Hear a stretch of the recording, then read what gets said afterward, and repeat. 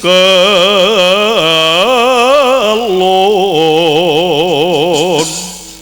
amor mega kang memba Bathara padha gulangening kalbu ing sasmita hamre lantip aja pijer mangan entra kaprawiran dan kaeksi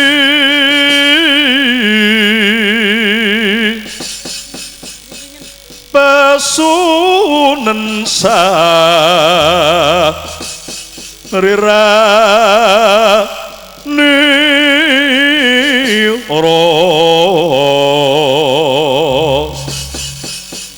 cegahan dahar kelawan kuling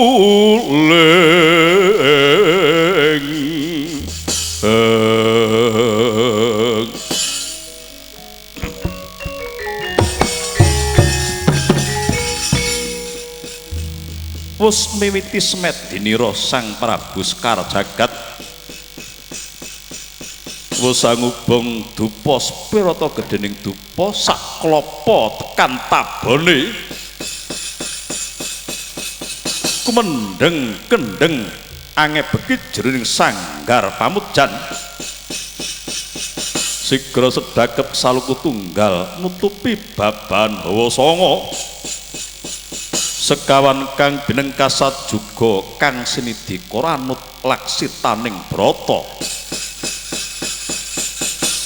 mangkya sang paramengkayun kang wis kayumyun hangayahi ayaning paratama tulyan sawang yayah lena jroning urip sesarengan mlebu metusi kanang Bajra Hirawana wus tata titi tatas pangestining Gusti Sang Prabu Sekar Jagat katarima subratane sang masuh budi apa ta tandane jroning sanggar pamudjan ana udan rewis-rewis kabawangin silir-silir anggon damri arum anduma para mesem jroning mardya Sang Prabu Sekar Jagat neng nawa genti kocapa kang ana paswanan dawe Sang Narpati Basukarna ngawe sangganing para Kurawa kaya ping Dalanidi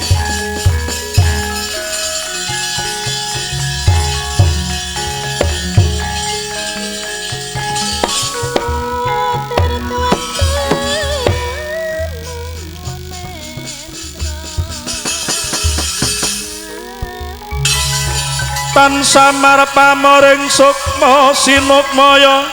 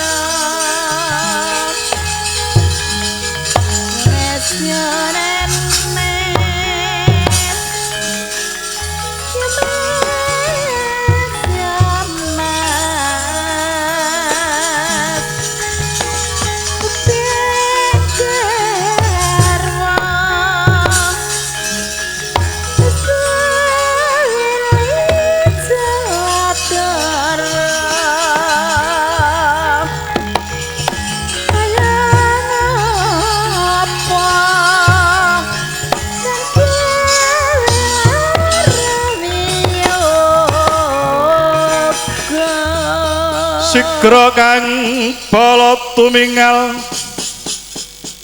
campo samyong dali lera tatet wileteng kata dayang gong manguncang niti oh menjang sangat jimijil ladinya ngedali wuwus terus to Surawilaga kaya buta singa mregil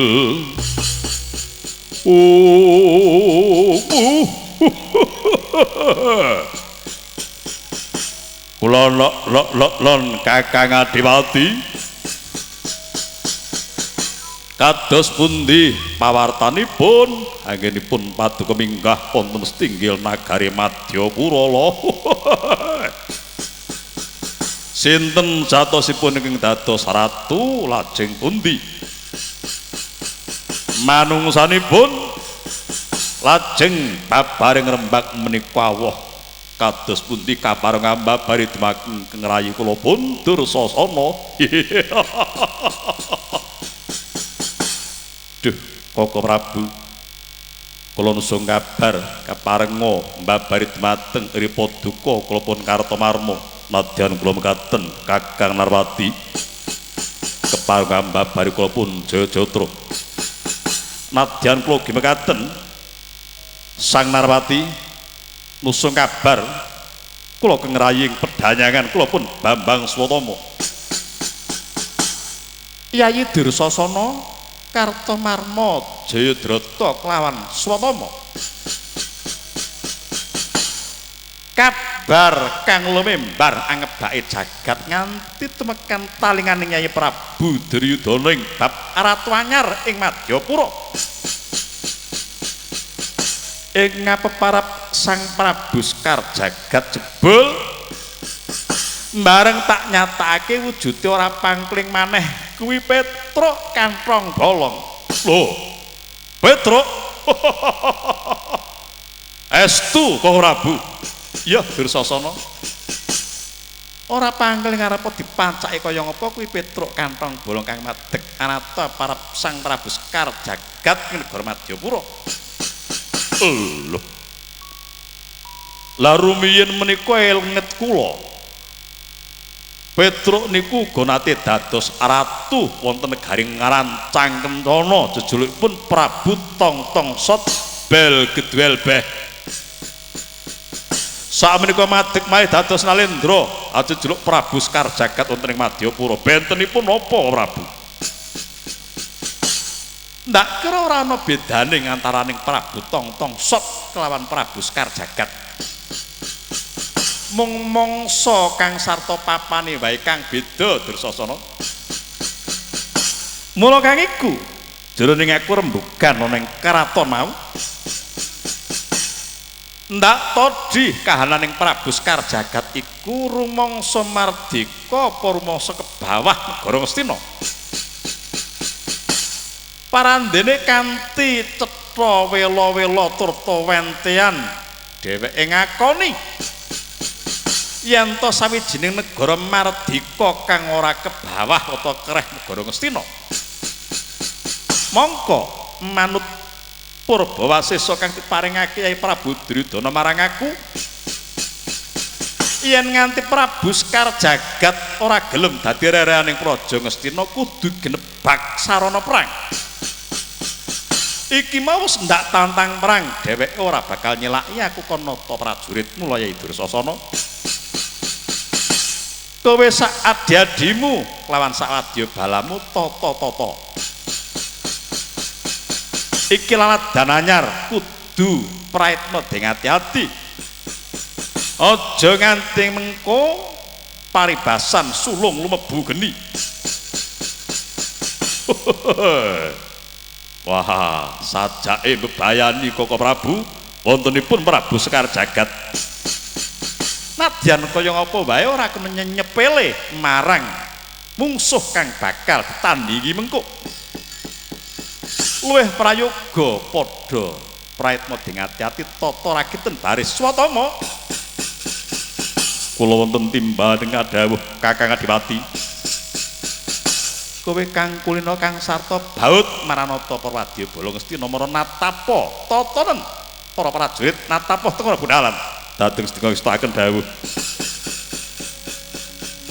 enjing bidal gumuruh saking jroning prajawa gunging kang bala koswa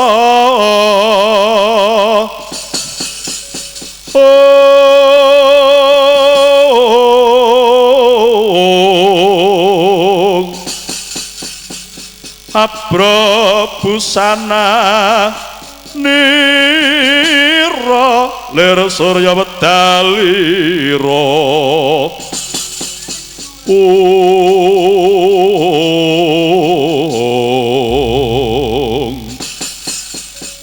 saking jalani dyarsa madangi jagat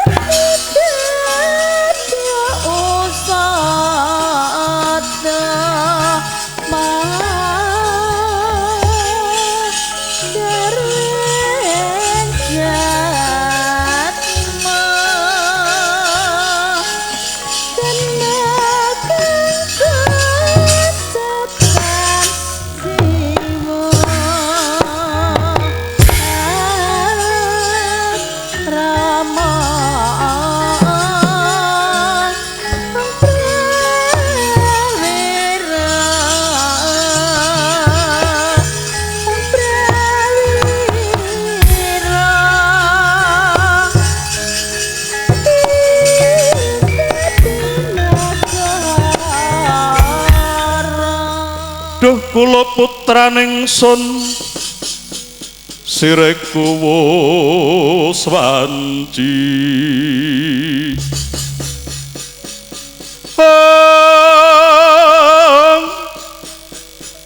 pisah lan jeneng wang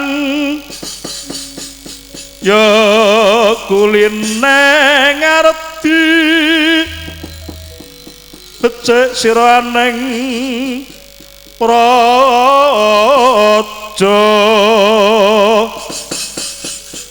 switeng narpati nanging tawekas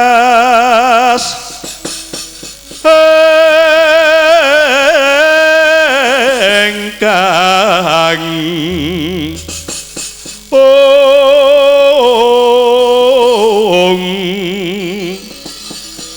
yo pekateteki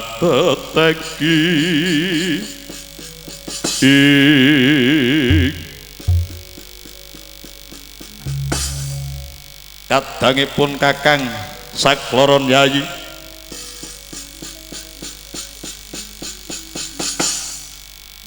aku kelawan kowe kalungguhan iki tumekaning kodrat kudu ngayom ana ngarsaning Sang Prabu Sekar Jagat.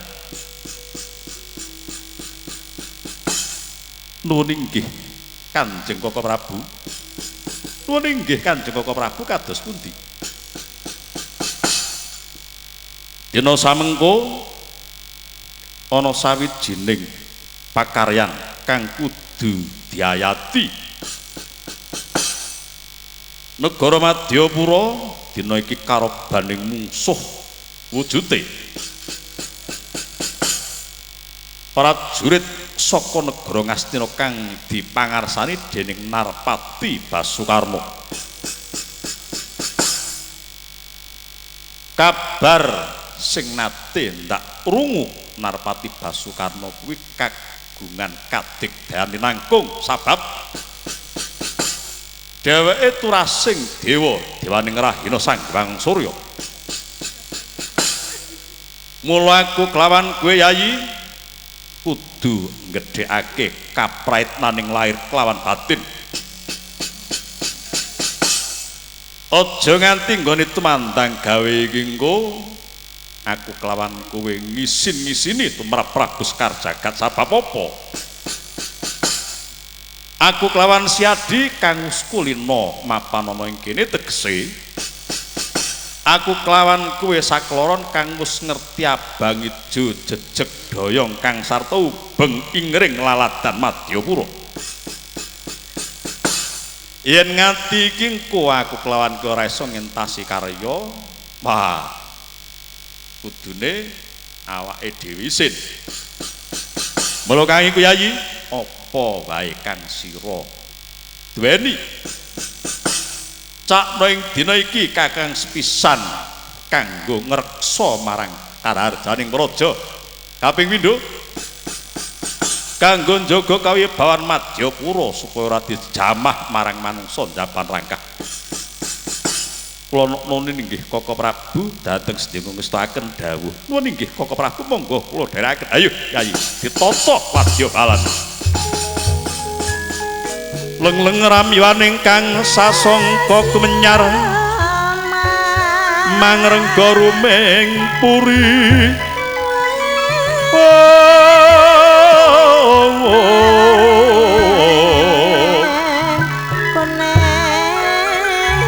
Mangken tanpa sireng alep ning kang omah.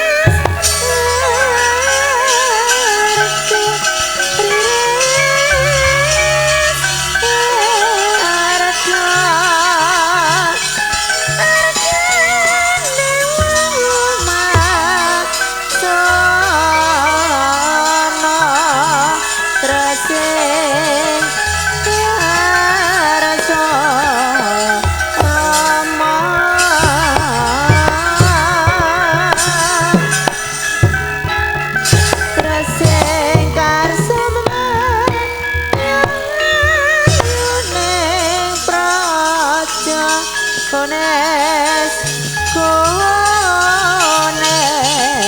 yo mas tulis pita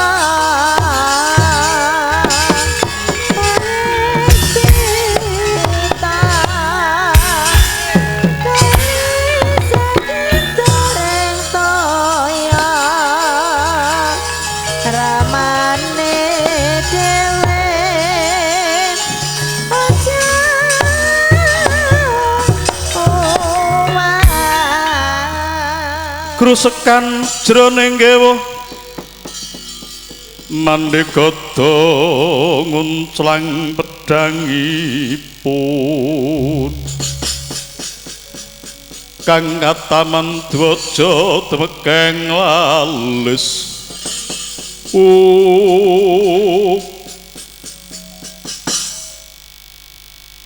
ana manungsa anom dasare kiyeng pawakane dedeke bideksa ngure rambut nganti sak bokong sawa warangka dalem negara Madyapura Kupatih Prastawa Jiwa balik kowe sapa wong Ngastina satriya banyu tinalang kadang enom Koko Prabu Duryudana Raden Kartomarma yen kena ndalekake baliya marang dangkamu aja pisan-pisan kowe wani ngereh negara Madyapura wah negara mangmung negara cilik arep kepengin dadi negara kang mardika sawangen aku ngelar prajurit gelar sepapan kang payunge megar-megar kaya jamur barat kang tumbake babak kowe Jatingarang ora wedi nadyan bi ana batang sayuta aku ora bakal miris ora bakal ngirim Agus tatak tanding Raden Kartomarma apa musing tak wedeni arang kepo pitu bareng maju ora bakal tak tinggal gelanggang colong playu toto bunemi lena pangendamu sosok driji prapamrek klakesik gar merapat guroni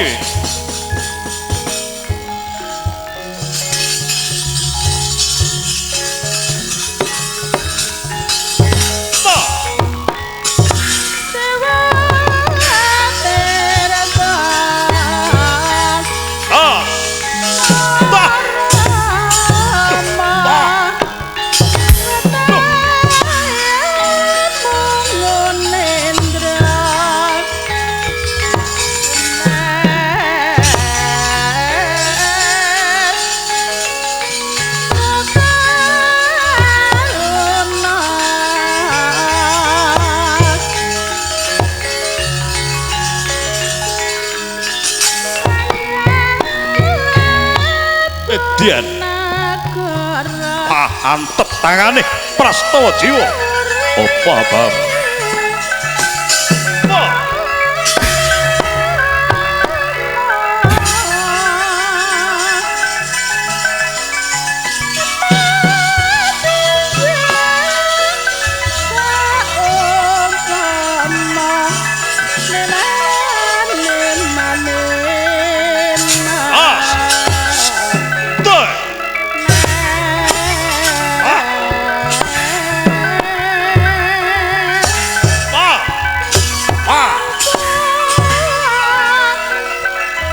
Raindo lakon pecah sirahmu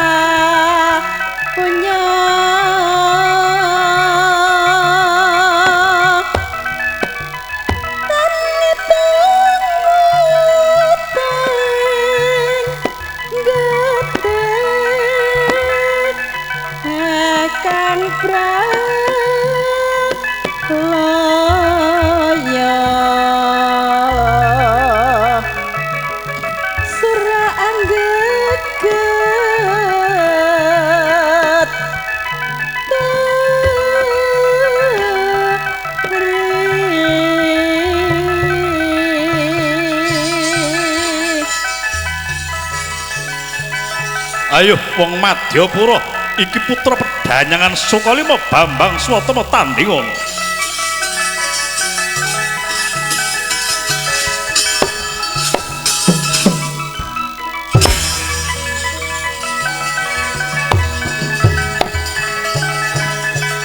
Sigra kang bala tumingal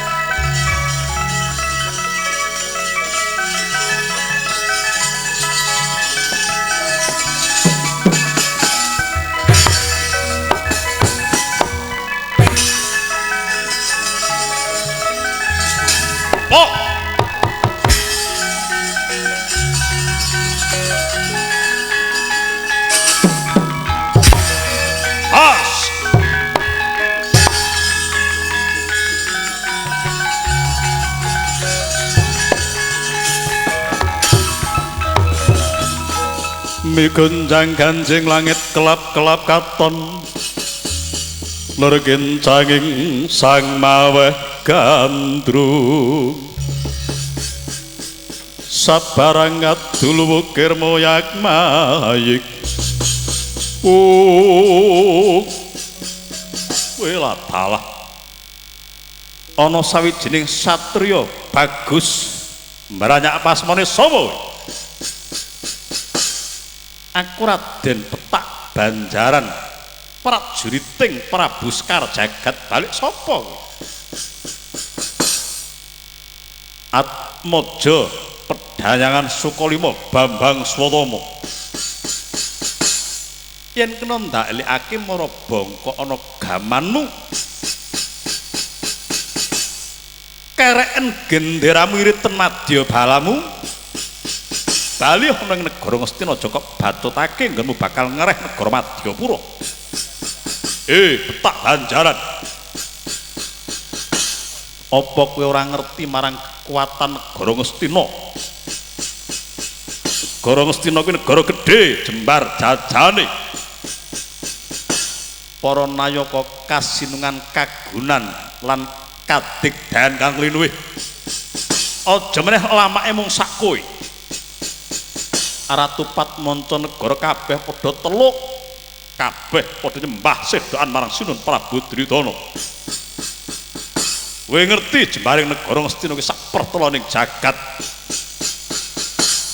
Negara mamung sakilan jembare ora teluk apa pengin dadi Karangabang. Bambang Swatama nganggo kaya kowe. Aja mung kakean bebangah yen kepara isih lanang juritmu.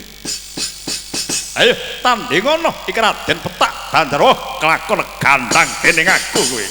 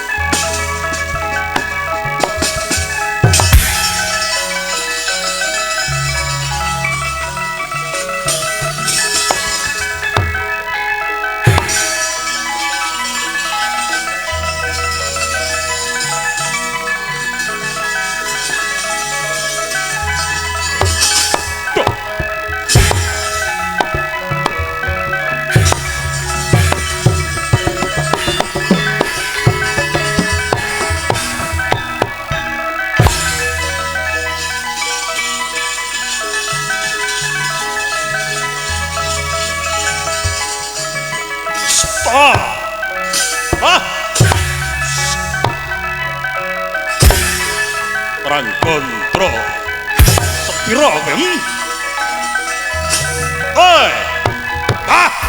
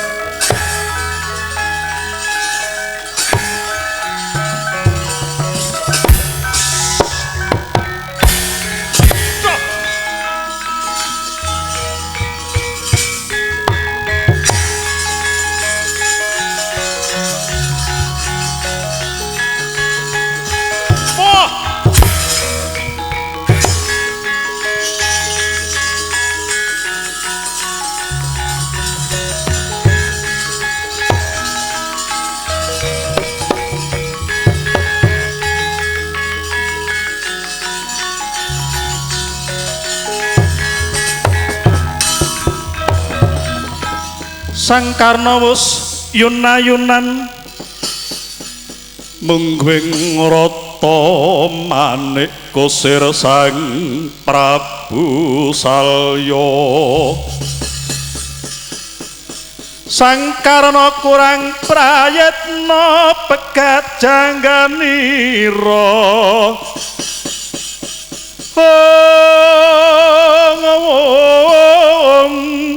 mustaka gumlundhunge ngesma raga semampiring rata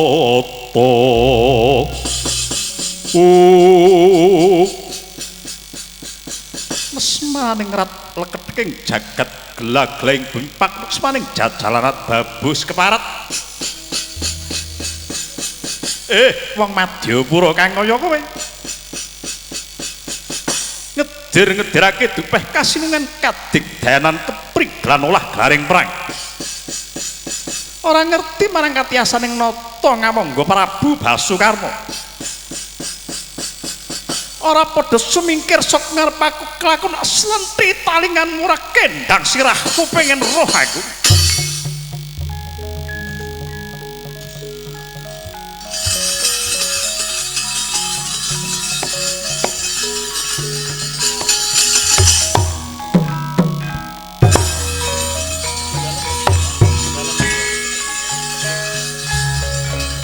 ayo amok sora marata aja maratamu gerbuten aku ampekan ke wong jerebuten ke menjangan mati Narpati Basukarna kang dadi tandingmu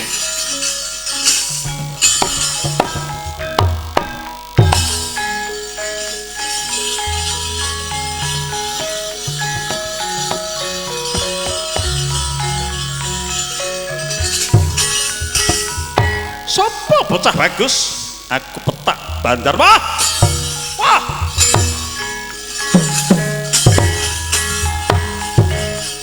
ayo ampekan ke wong jalur buten menjangan mati krubyut ke badan saya utup Prabu kan ora bakal mundur sangka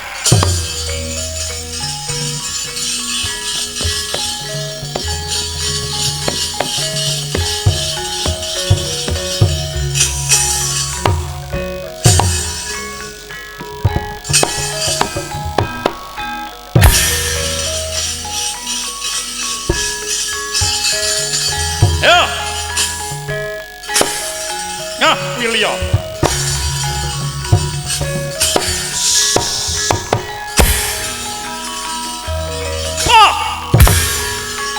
ayo ditunggali nata ngamangga Prabu Basukarna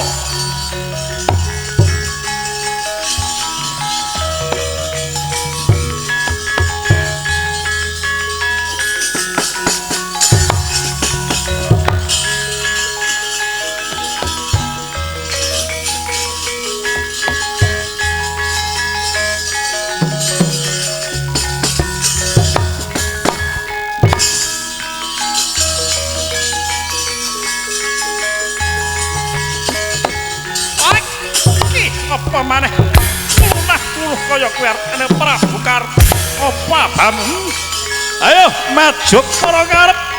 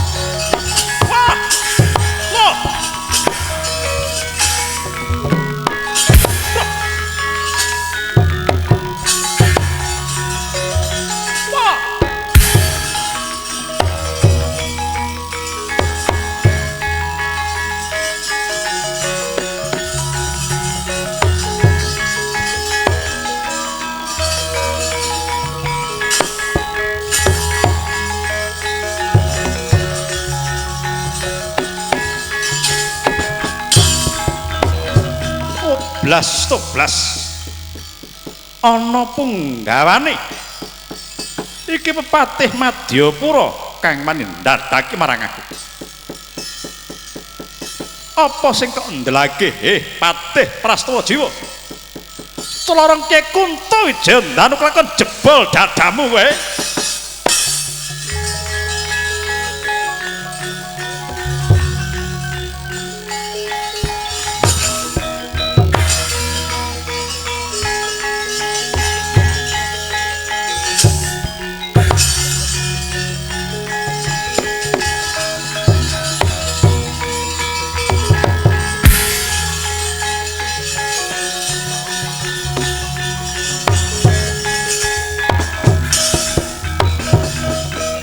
migunjang Kanjeng langit kelap-kelap katon lor kencanging sang maweh gandrung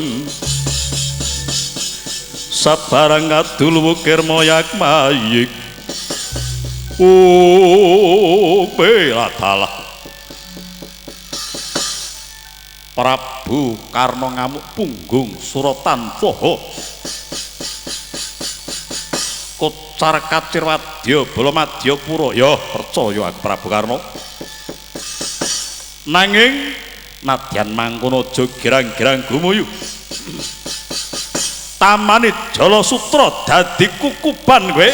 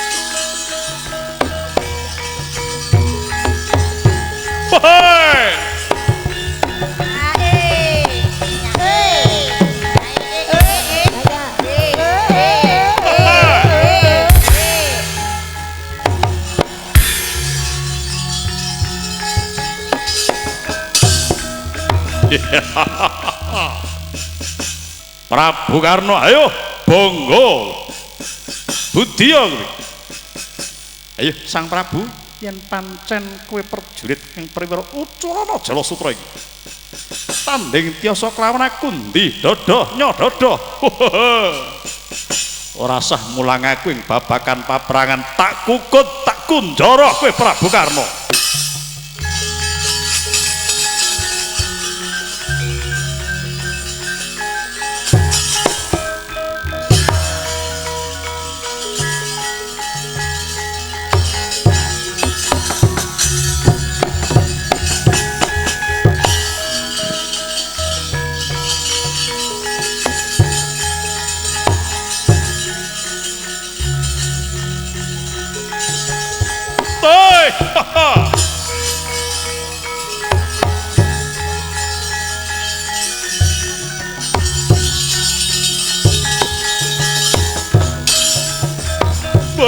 ladalah wah cekak cukupe Koko Prabu Ngawangga kena dipikut yen to iki aku lanyu-lanyu nututi yen kepikut pisan malah cilaka wah dadi atur saning Koko Prabu ngaturaken ketiwasan Koko Prabu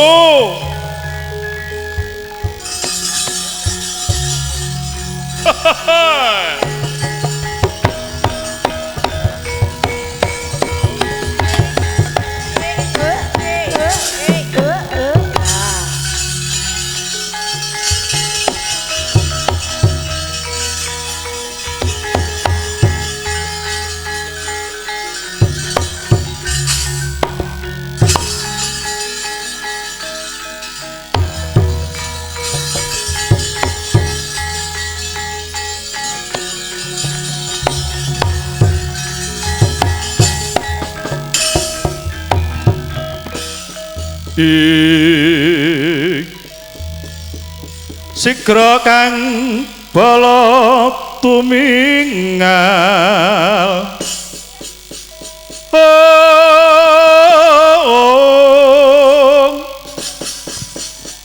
acampa samya ngedali ler tatit wileting kadawa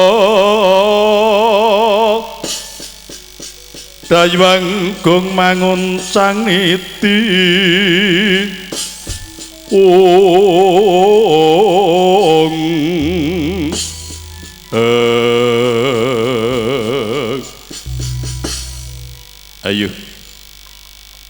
para wadya bala Madyapura lerem sawetara nanging aja tinggal kapretnaning lair batin sabab sing padha wis mangerti Kurawa iku watake culika bisa-bisa liya dina mbebidung amati ruwang trenggiling hanapi mati mula kang iku perwadya Madyapura yen bengi baris keder yen awan baris pendem supaya raharja negaramu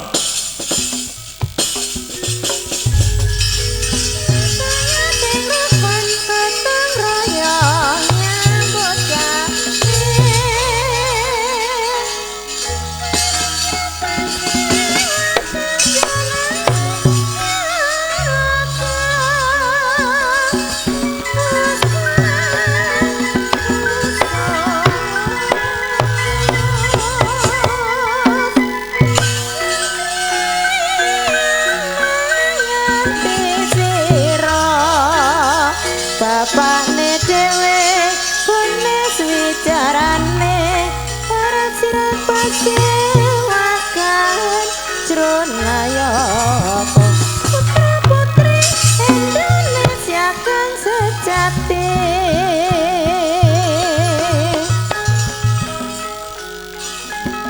keposo sing triya menganti sirah Mas Kunis Satingendra Prajane Seribu Mantara ayo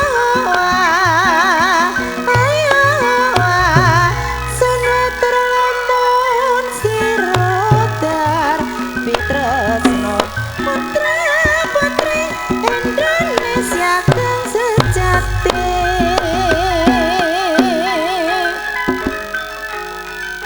Jaron Indra Nalendra Yasa ngalengka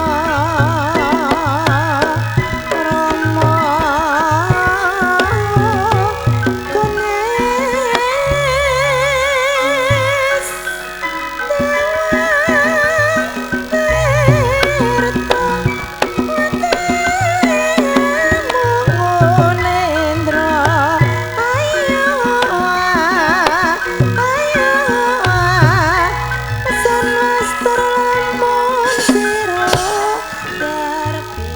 ingkang wonten padukuhan Krampis Sireng ya ing Karangkadempel lah punika tawarnanira Kyai Lurah Semar Badranaya ingkang kapinuju lenggah ana ing lincak kadhep putra tetiga nenggih Ki Lurah Nalagareng Ki Lurah Petruk Semawana Ki Lurah Bagong rena wengi tansah angresah susah bingung bilunglungan penggaling kaki Badranaya krana ngaraosaken salaminipun gesang tansah kedungsang-dungsang bebasan kurang sandang kelawan boga mula teka kaya mangkono panglucitaning warada ingkang dereng kawijiling lesan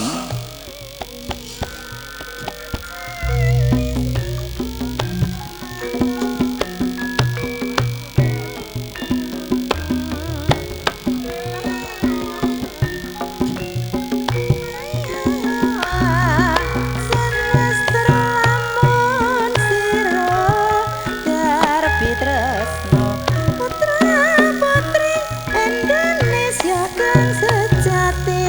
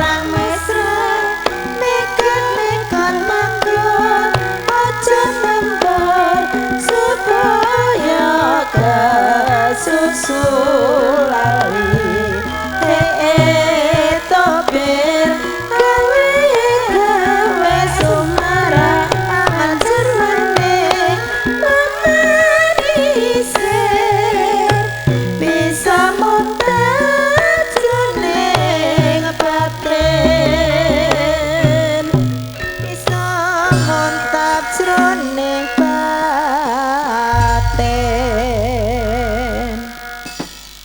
remara manguswa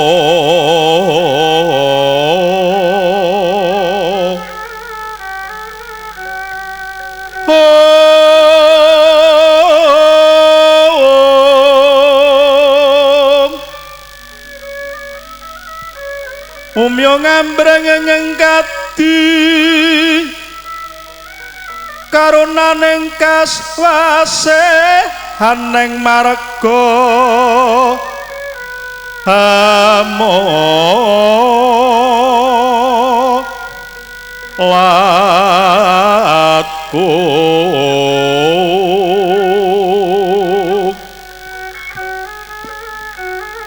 resang kondo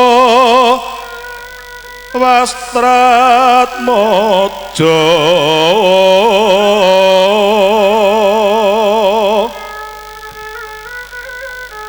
leng-leng lalu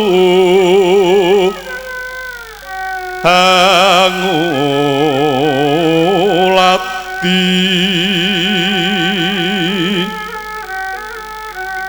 surya mangrangsang wayah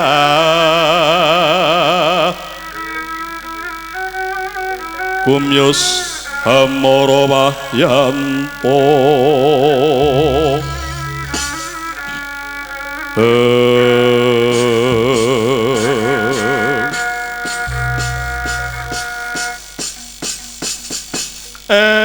lai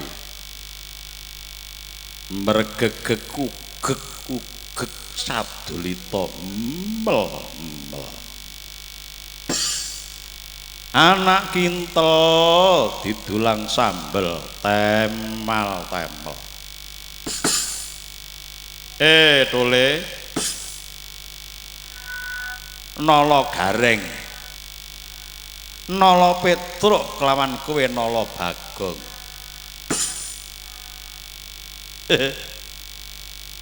bapak Yahmin wis main celek sing duwe jeneng nala ki ming gareng kok nala petruk nala bagong piye ta Pak aku ki dadi wong tua ora adil dikeki nala kabeh dikeki jaya kabeh diwenehi sabda kabeh wong dikandhani ngono bagong malah wah ancane yo nerus lho Pak piye wong tragane menungso iki malam terakhir mari ngene rada suli iki leret kowe padha tak takoni nggonmu urip dadi batur ya Ma sira marep takon sing ndi kowe sing gerang dhewe gareng ya Ma wiwit kowe mbiyen melu bapak dadi batur momong trah ngiri sarangan wiwit jaman Bermono Bermani Kamunayasa Palasara Sagris Kutrem Abiyasa Pandhu nganti saiki Pandhawa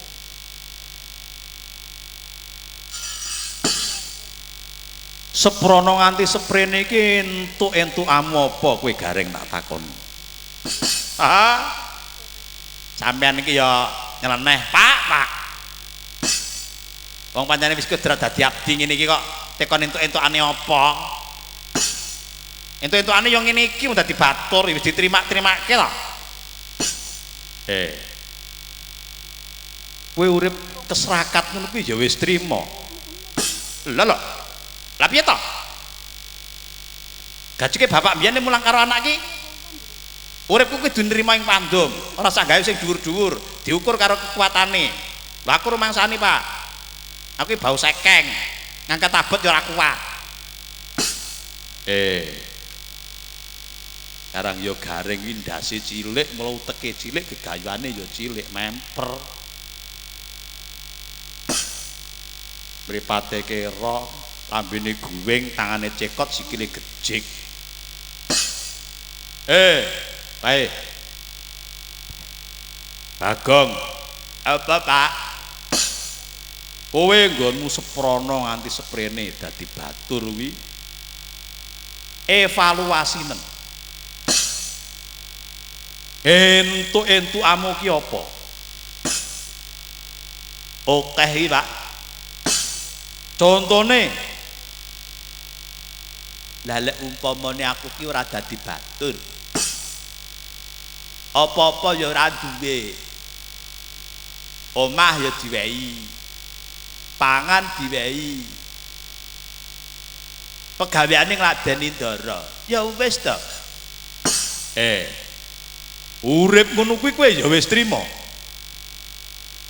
Piye ta? Ket biyen ya wis ngene iki, ora trima ki apane? Biyen 50, saiki wis mundhak 60. Lho, ngono ki wis syukur alhamdulillah, Pak. Saiki nek ndak-ndakan bensin ndak 5.000 swidak 5. Golek ngerakam tambahin dah 5.000 70. Golek gelem bawa tambah 5.000 75. Lho. Ngono kuwi aku wis bersyukur, Pak. Mulakno seprono nganti seprene blangkonmu nganti ngelengo iki. Keduwekamu ki apa? Lah. Aku urip iki ora nyawang bondo donya, Pak. Bondo donya kuwi ora langgeng, kuwi mung sak wetara. Semono kuwi. Iya, Pak. Wis saiki Petruk. Sing dawa dedekmu, dawa tanganmu, dawa sikilmu, mbok menawa dawa gegayuanmu. Mungguhe kowe piye pinemune gareng karo Bagong. Ini lho, Pak. Apa-apa iki didelok saka katuranggan. Ya ta? Iya to, Le. Katuranggan kuwi apa? Katuranggan kuwi saka tembung katur lan angga. Katur kuwi pocapan, angga ki awak. Tegese maca awakaning menungsa. Ngono. Gusti nyiptakake menungsa nganggo katuranggan sing werna-werna iki kabeh duweni karep lan watak dhewe-dhewe. Wong yen cilik kaya gareng ngene iki. Iki nalare cupet ning brengkelan. Mula kancane pinter ya panggah goblok kuwi gareng. Ana saya meneh Bagong. Wong Bagong iki kegedhen awak. Wong iki nek kegedhen awak nyapa-nyapa ya ora penak. Agi lingguh ngono kuwi. Dilut-dilut mingket. Dilut-dilut miset esek kae. Apa maneh kaya Bagong ini upamane megawe udu tenaga, tani upamane. Wong Bagong iki mlaku ning galengane awet tiba ae kok kuwi jenenge Bagong. Mula Bagong iki mripate amba paribasan mlolo ora roh kebu. Ngene iki dulang ya angel. Cangkemmu lho, Truk. Lah, diomongi kakangane lak malah nungkak krama. Beda karo aku, Pak. Yen kowe piye? Oleh-olehmu kuwi dadi batur seprono sprene. Nah, yo ngono, Pak. Ngejak rembugan ki disawang nadyan padha-padha anak, ya ta? Umur Kang Gareng luwih akeh. Ijazah Bagong luwih dhuwur. Ning perkara nalar, Pak. Kuwi kalah karo aku. Ya ta? Wacanen dedekku ki rak sarwa memunjuli. Dedek oleh. Ya ta? Tur aku nadyan to dhuwur iki ora sangkok. Tegese nalarku ki dawa. Ayo. Yen saka pinemumu piye, Dole? Kowe dadi batur seprono sprene. Wong urip ki nganggo petung. Kuwi kanggoku lho, Pak. Petung kapribaden, petung lelabuhan, petung kebutuhan. Loh, Iya to, Pak. Yen dipikir seprono nganti seprene awake dhewe dadi batur. Awake dhewe mung ngancani ngladeni rono rene. Paribasane awake dhewe iki ngumbahne apa-apa tek bendara lanang bendara wedok nganti roh wadine bendara-bendara. Ket biyen nganti sprene kok panggah melarat ae. Apa penak to urip melarat? Ora penak. Penak urip melarat ora eneng wong kaya megawe. Penak urip melarat ora eneng wong kaya sekolah. Penak urip melarat ora eneng wong kok direwangi macak sing necis. Ora eneng. Kuwi kabeh usaha umpamane. Wong lanang ki macak necis klambi disetrika. Lho. Kuwi upama disawang karo wong liyane, wah iki dadi kanca megawe pantes iki. Wonge rajin. Ngono. Wong nyandang sarwa ora pantes nglamar penggawean sing arep nampa kuwi lho prayusi munen. Seniman ya ngono. Seprono nganti seprene gawe alis kiwa karo tengen iki ora tau padha. Sapa sing arep ngejak? Kayak seprono karo seprene nyindeni srempek ngono amen kleru wae.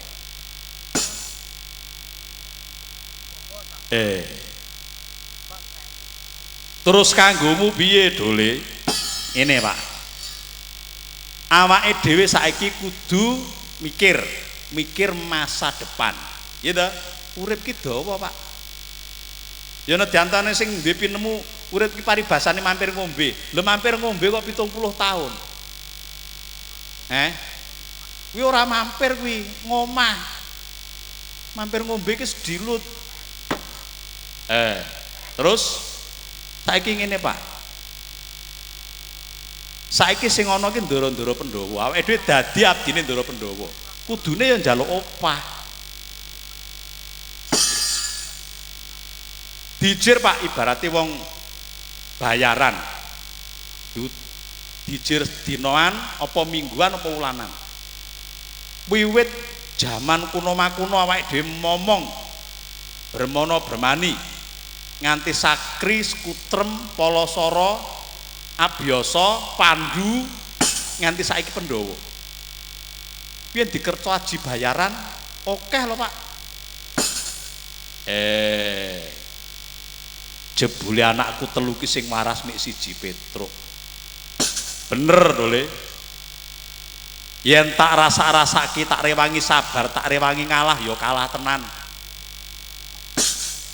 Tak rewangi nrimo ya nelongso tenan uripku.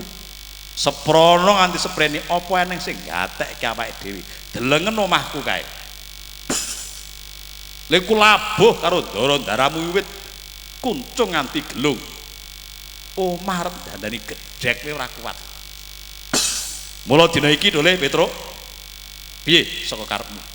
Nggone bakal nagih ana ngersane ndara-ndara Pandhawa piye? Ditagih mo. Tagih. Engko lek Rama ora pani matur, aku sing matur. Apa? Saiki upama awake dhewe sungkan awake dhewe wedi, sing dideni ora krasa kok apa? Sing disungkani ora rumangsa kok. Urip ki ora usah nemen-nemen sungkan karo kono. Penak ndara-ndara Pandhawa urip ning kraton, kajen keringan. Bojone ayu-ayu akeh, mangane enak. Ya toh? Loh, ibarate ngono mo. Ibarate megawe suwengi, ya toh? Ndara iki pemene oleh rokok ki sak pres awake dhewe ning sak util. Ngono kuwi lek oleh. Ngono ki lek pladene pas triti, lek pas ora triti. Ya toh? Lho, iya sing ning ngarep iki rokok akeh ning 4 pak 5 pak. Sing ning mburi rong mesti. Ya wis semono kok awake dhewe nrimo eket biyen. Ayo, pomo awake dhewe sing dadi juragan genten. Ora ya penak to, Mo. Wis oplak kabeh iki. Terus apa, Gong? Kowe iki mulai kualik cengelmu apa piye? Sing kualik cengel iki ya kowe kuwi. Ket biyen urip melarat kok panggah guyang-guyu goblok men kowe. Ya ta? Jangan memikirkan duniamu, pikirkan akhiratmu. Gombalmu ki ya. Ning donya iki melarat kirat-kirat kowe arepe mulya ning konone kuwi apa roh mulyane. Sing bener ya ndara-ndara kuwi, rabi ya papat. Piye? Wis nek ngono kuwi ning dalile salah sak warubah. Tuk neng kono iki bojone akeh gong lek ning donya kene ora latihan, kuwi ora ya kaget. Ayo. Rumangsane ngladeni bojo iki gampang apa piye? Bojo siji ning dengkul kaya tel bojo papat. Lek ora latihan saiki sok ning swargane kono bojo iki mongko 40. Apa ora kiyu kowe, Gong? 40 iki ya wong kabeh, Tru. Ora campur wedhus barang rumangsamu. Waduh. Kok malih dong ini kabeh piye to, Pak?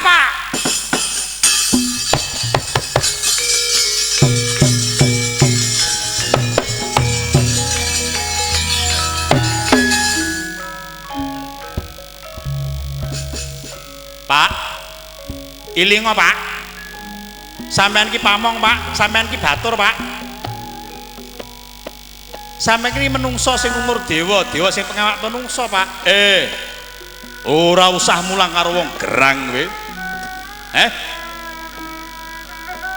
Yen kowe ora gelem manut karo aku, ana minggato. Aku ora anak gareng ora apa-apa. Piye, Tru? Lho aku anak bapak kok.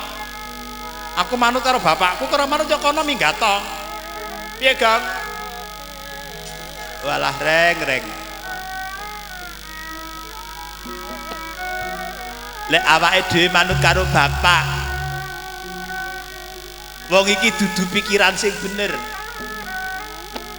Lek awake dhewe ora manut bapak, wong kuwi wong tuwa piye? Saiki ngene le. Ayo dipikir le, kowe kancaku le.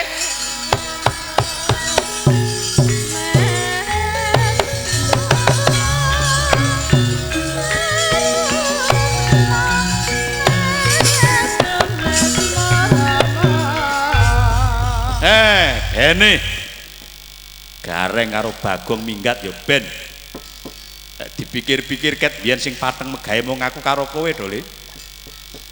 Gareng bau sekeng Bagong lumuh. Ayo saiki digoleki ning negara Ngamarta njaluk pingsungsun njaluk opah dole. Ayo mau tak derakake mau.